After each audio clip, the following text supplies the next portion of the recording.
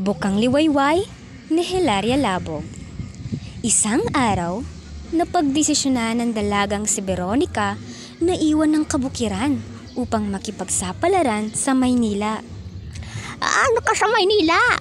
Tanong ng kanyang lola Sisa. May pera roon, lola.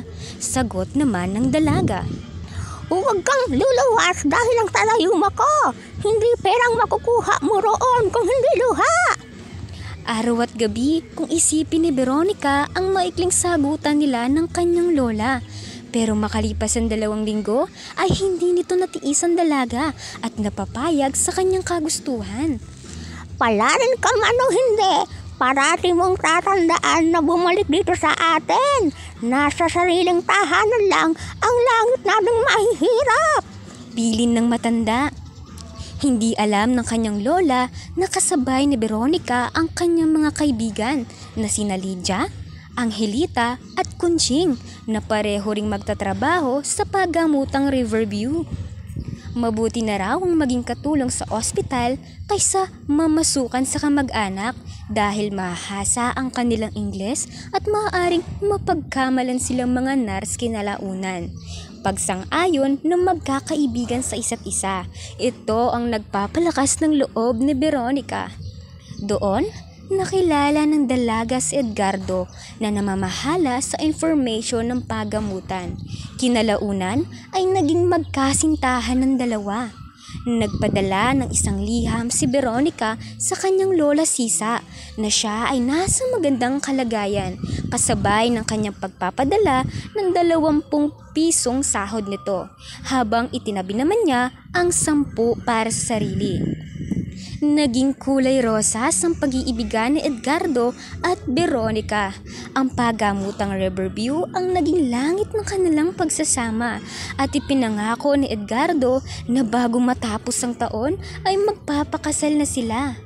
Ngunit isang hapon, nabalot ng dilim ang rosas na nararamdaman ng dalaga nang marinig nito si Edgardo na may kausap na isang babae sa dulo ng hagdanan. Kung pumunta ka kahapon, nakita mo sanang may sakit si Nene, ang wika sa lalaki. Gulat na gulat at nasasaktan. Hindi na hinintay ng dalagang sagot ni Edgardo at umalis. Naghinala na siya ng babaeng yun ay asawa ni Edgardo at si Nene ay ang anak nito. Pagkatalikod ay siya namang pagkawasak ng puso ni Veronica. Niloko niya ako. Umiiyak na sabi ng dalaga habang bumabalik sa kanilang dormitoryo. Isang maikling liham na pamamaalam ang sinulat ng dalaga para sa mga kaibigan at nagpa siyang bumalik sa probinsya pagkatapos mabigo sa una nitong pag-ibig. Tama nga si Lola. Nasa tahanan lamang langit nating may hirap. Realisasyon ng dalaga. Veronica! Kilalang-kilala niya ang boses na yun. Kanyang pagtingin ay inaalalayan ni Edgardo ang isang babae na may hawak na sanggol. Ihahatid ko ang aking kapatid at ang kanyang anak na si Nene. Paliwanag ng lalaki. Ganun ba?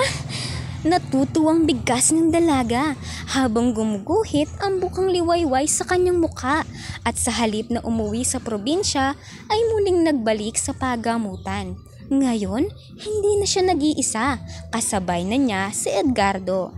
Ang pag-ibig nga naman, kapag wagas sa tapat, ay talagang malalagpasan ang lahat ng paghihinala at problema.